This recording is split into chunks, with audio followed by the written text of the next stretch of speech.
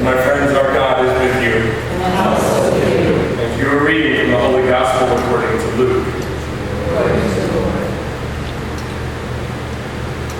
As the time approached when he was to be taken from this world, Jesus firmly resolved to proceed toward Jerusalem and sent messengers on ahead of him. They entered a Samaritan town to make preparations for him.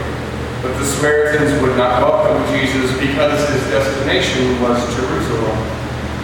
When the disciples, James and John, saw this, they said, "Rabbi, do you want us to call down fire from heaven and destroy them?"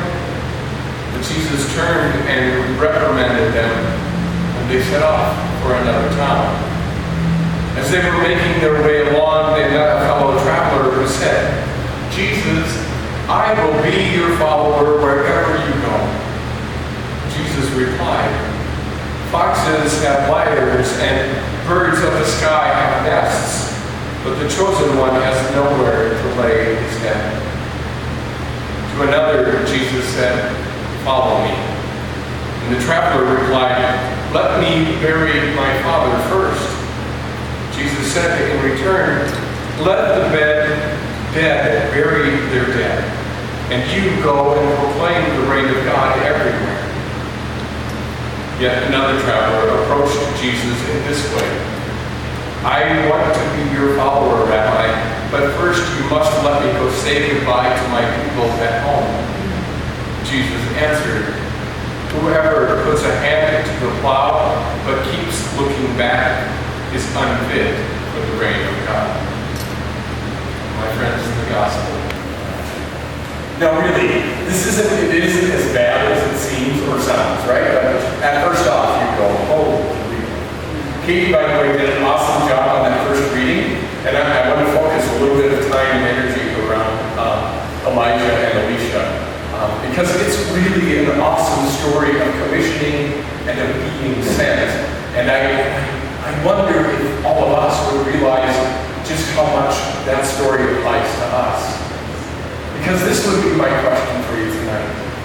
Have you ever realized that God has thrown God's cloak on you?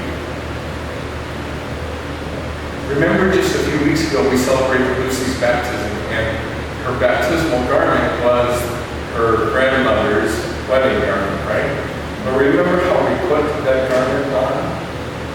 Do you ever think about the fact that each and every one of us, the garment of God has been thrown onto our shoulders as well. Just like Elisha was thrown on. So let's take a look at that.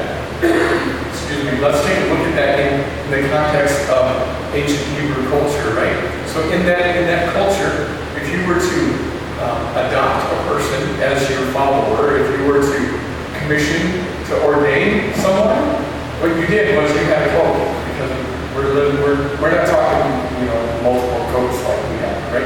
You have a cloak that you wear pretty much all the time. That is your cloak. Your cloak is the symbol of everything that you own. So, in Elijah's culture, he would have cloaked Elisha, right? So when he cloaked Elisha, what happened? What happened is Elisha then inherits not only the task that Elijah gives to him, but he inherits everything that Elijah has. All his land, all his property, everything is his. So the weight of a cloak was really, really important, right? So can you see how come the person would throw the cloak on the other person and then take off running, right? Because you don't want the person to reject the cloak. You don't want them to reject their commissioning, if you will.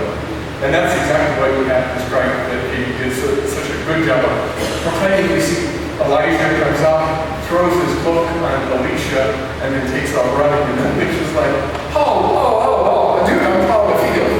You stop. You're going to stop the oxen, got to run after Elisha and say, why did you do that?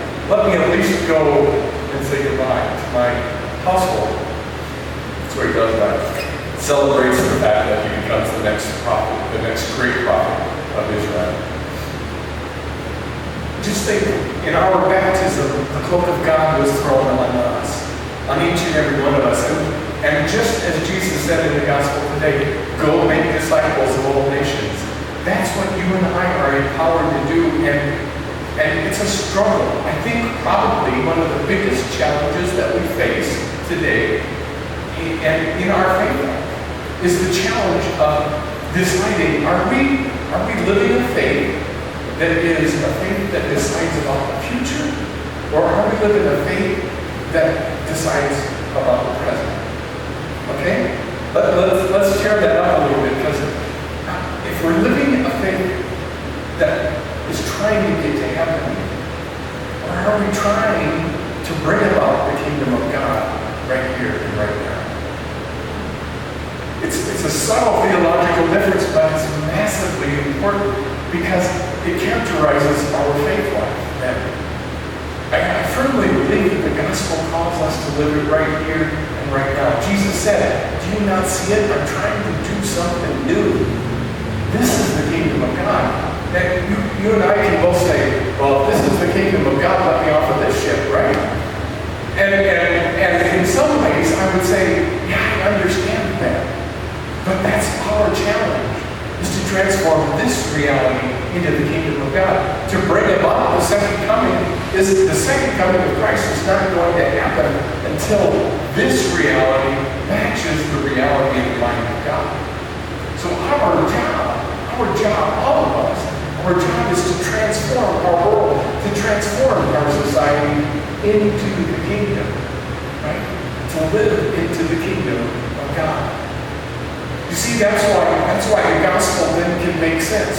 Jesus wasn't being a jerk, okay? And even though he said, let the dead bury their dead, culturally, you have to understand this. See, everything is culturally conditioned, isn't it? It makes a lot more sense when you understand it.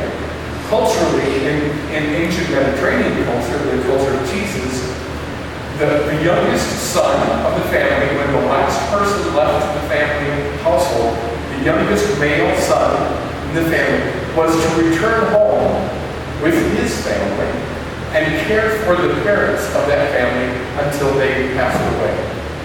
So when the guy says to Jesus, well, let me go home and take care of my parents, bury my father, that could be a 20 or 30 or 10 or 15-year process. We're not talking about going home and bury, I'd call the bishop and tell him, hey, nobody would show up if you said, hey, I'd say, well, let the dead bury their dead. I've got other things to do, right? That's not what Jesus is saying. The kingdom of God is right here and right now. It's too important to go do something else. You have to focus on here and now. You have to focus on today and what we're doing about the kingdom of God today. All three of the travelers were the same thing. Well, Jesus, I'll follow you, but let me go do this. Or Jesus, I want to follow you, but let me go do this. Jesus isn't being, like I said, Jesus isn't being a jerk. Jesus is simply saying, be careful and pay attention to what's really important in life. And right now, what's really important is the fact that you and I are charged with transforming this world into the kingdom of God. I wonder what you and I are doing to bring about the fulfillment of the gospel. That, I think, is our challenge.